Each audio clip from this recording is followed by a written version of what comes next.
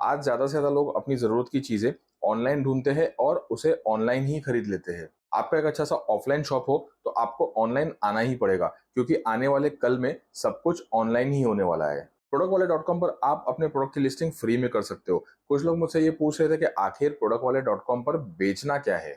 आपके पास जो भी प्रोडक्ट हो, आपको वही बेचना है। चाहे आपके पास गारमेंट्स हो, चाहे शूज़ हो, मोबाइल्स, लैपटॉप्स, इलेक्ट्रॉनिक, गाड़ी, bike, books, stationery, computers, consumer electronics, ऐसे हज़ारों कैटेगरीज़ और प्रोडक्ट्स आप सिलेक्ट करके प्रोडक्ट वाले डॉट कॉम पर बेच सकते हो।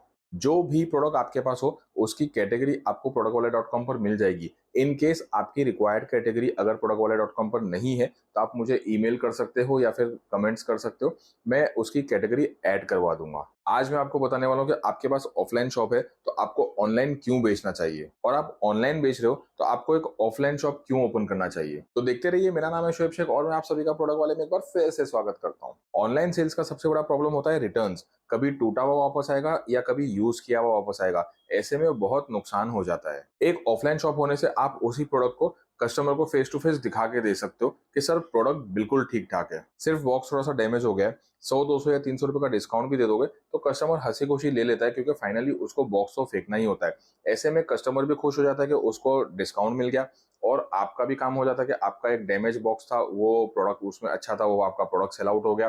तो ऐसे में दोनों के लिए विन विन सिचुएशन हो जाती है। ऑफलाइन शॉप का सबसे बड़ा प्रॉब्लम ये होता है कि कुछ प्रोडक्ट्स ऐसे हो जाते हैं जो कभी बिकते ही नहीं। डेड स्टॉक, डेड इन्वेंट्री हो जाता है। ऐसे में बहुत सारा पैसा ब्लॉक हो जाता है। उसी प्रोडक्ट को ऑनलाइन लिस्ट करने से आपको एक वाइडर कस्टमर बेस मिलता है। डेड स्टॉक और इन्वेंट्री फास्ट क्लियर हो जाती है। ऑफलाइन शॉप में कई बार मार्केट डाउन हो जाता है, लॉकडाउन या पेंडेमिक, ऐसे इश्यूज कभी भी हो सकते हैं। Side by side online market भी क्रिएट करके रखोगे तो बुरे वक्त में एक अच्छा सा बैकअप रेडी रहता है। वहीं ऑनलाइन बिजनेस बहुत अच्छा होता है, पर अमेजोन और फ्लिपकार्ट जैसी मार्केट प्लेस का कोई भरोसा नहीं। ये लोग आपके आईडी को कभी भी सस्पेंड कर सकते हैं। 2 4 नेगेटिव रिव्यू आने पर या किसी की कंप्लेन पर ये लोग आपके प्रोडक्ट को डीएक्टिवेट भी कर सकते हैं। ऐसे में आपके पास जो स्टॉक है वो डेड स्टॉक आप अपने ऑफलाइन शॉप में सेल कर सकते हो, जिससे आपको नुकसान नहीं होगा। किसी भी पॉइंट पर कुछ भी डाउट हो या सजेशन हो तो कमेंट्स में बताना। वीडियो अच्छा लग रहा हो तो इसे शेयर करना, लाइक करना और प्रोडक्ट वाले को सब्सक्राइब करके बेल आइकन प्रेस कर देना। ऑनलाइन शॉप से आपको एक ग्लोबल रीच मिलता है, ज्योग्राफिकल बैरियर्स नहीं होते, जिसकी वजह से आपको एक बहुत बड़ा पोटेंशियल मार्केट मिलता है। और ऑफलाइन शॉप से आपको एक लोकल कस्टमर बेस मिलता है। आप अपने आसपास के कस्टमर्स के साथ एक स्ट्रॉन्ग रिलेशन बना सकते हो। कस्टमर्स के साथ पर्सनल इंटरेक्शन की वजह से आपको एक अच्छी ब्रांड लॉयल्टी मिलती है। आपका ऑनलाइन स्टोर 24/7 ओपन रहता है। कस्टमर्स जब चाहे तब परचेस कर सकते हैं, तो चांसेस होते हैं कि आप घर में सो रहे हो और आपका प्रोडक्ट बिक रहा है। ऑफलाइन स्टोर में आप एक लिमिटेड वर्किंग आवर्स में काम करते हो, एक डेली रूटीन रहता है। ऑनलाइन सेलिंग में स्टार्ट में ऑपरेशनल कॉस्ट कम होता है, क्योंकि आप एक बैक ऑफिस से भी स्टार्ट कर सकते हो जहां पर रेंट कम हो। पर जैसे जैसे आपकी सेल्स इंक्रीज होगी वैसे वैसे आपके कॉस्ट और एक्सपेंसेस बढ़ते जाएंगे, क्योंकि 10 से 20% तो सिर्फ और सिर्फ अमेजोन और फ्लिपकार्ट जैसी मार्केट प्लेस का कमीशन होता है। अगर आप 1 करोड़ का माल बेचते हो तो 1 करोड़ के माल के ऊपर कम से कम 15 से 20 लाख रुपए तो सिर्फ और सिर्फ इनके कमीशन में चले जाएंगे। कुरियर चार्जेस जो हो गए वो अलग से। इसीलिए आप प्रोडक्ट वाले डॉट कॉम पर सेल कर सकते हो, ताकि ये जो बड़ा जो अमाउंट होता है ना, जो आपको कमीशन के लिए देना पड़ता है, ये आप बचा सको। प्रोडक्ट वाले डॉट कॉम पर हम आपको फ्री लिस्टिंग देते हैं, हम आपके लिए मार्केटिंग करके देंगे, आपको एसईओ करके देंगे और आपको सेल्स और ट्रैफिक डाइवर्ट करके देंगे। आपके ऑफलाइन शॉप के लिए आपको रेंट थोड़ा ज्यादा पे करना पड़ सकता है, पर एक फिक्स्ड एक्सपेंस होता है। आपकी रेंट फिक्स होती है, आपके स्टाफ की सैलरी फिक्स होती है, सब कुछ एक फिक्स्ड एक्सपेंस होता है। ऐसा नहीं होता कि आपने अगर ज्यादा सेल कर दिया, ज्यादा माल बिक गया तो आपको ज्यादा रेंट देना पड़ेगा।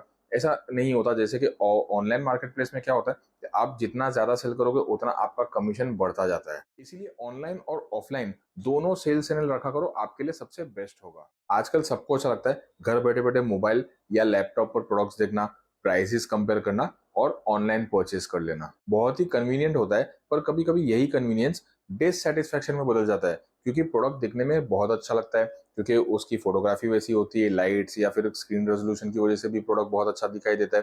पर जब रियलिटी में हाथ में आता है तो प्रोडक्ट देखने पर उतना खूबसूरत या उतना अच्छा नहीं होता जितना हमें ऑनलाइन स्क्रीन पे दिखाया गया था। ऑफलाइन शॉप में customer face to face interact करता है, उसे एक अच्छा सा टच एंड फील मिलता है।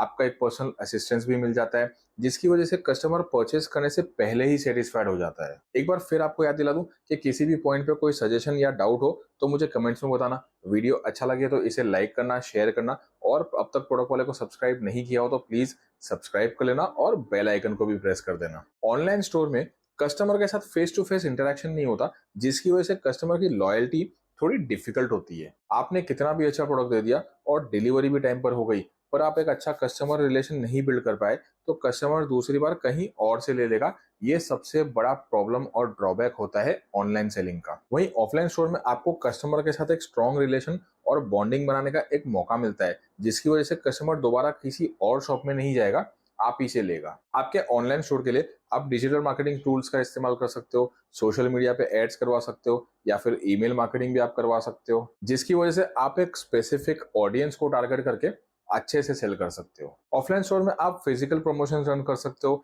इवेंट्स ऑर्गेनाइज कर सकते हो, डिस्काउंट दे सकते हो, फ्री होम डिलीवरी दे सकते हो, और आपका जो कस्टमर होता है वो एक छोटे से लोकल एरिया का ही होता है, तो आप उसे क्रेडिट पे भी देके अट्रैक्ट कर सकते हो। पर एक बात याद रखना कि ऑनलाइन और ऑफलाइन दोनों साथ में करके आप एक स्ट्रॉन्ग ब्रांड प्रेजेंस बना सकते हो, क्योंकि ऐसे में कस्टमर्स आपको ऑनलाइन और ऑफलाइन दोनों ही प्लेटफॉर्म पर रिकॉग्नाइज करते हैं, जिसकी वजह से आपके ब्रांड की विजिबिलिटी और क्रेडिट वैल्यू बहुत फास्ट बूस्ट होती है। अच्छा, एक बात याद रखना कि आपको ऑनलाइन और ऑफलाइन दोनों जगह पर करना चाहिए, क्योंकि एक सेल्स चैनल अगर डाउन हुआ तो दूसरा सेल्स चैनल आपको अच्छी सेल्स देके आपके एक्सपेंसेस को रिकवर कर देगा, क्योंकि मार्केट कंडीशंस और चेंजेस बहुत अनएक्सपेक्टेड होता है, इसीलिए डाइवर्सिफिकेशन बहुत जरूरी है। और आपको अपने प्रोडक्ट्स को ऑनलाइन लिस्ट करना है तो आप productwale.com पर अभी जा सकते हो, लिंक नीचे डिस्क्रिप्शन में दिया हुआ है। और इस वीडियो को लाइक और शेयर जरूर करना, और प्रोडक्ट वाले को सब्सक्राइब कर लेना, क्योंकि मैं आपके लिए ऐसी यूजफुल इन्फॉर्मेशन आगे भी लेके आता रहूंगा। Thank you.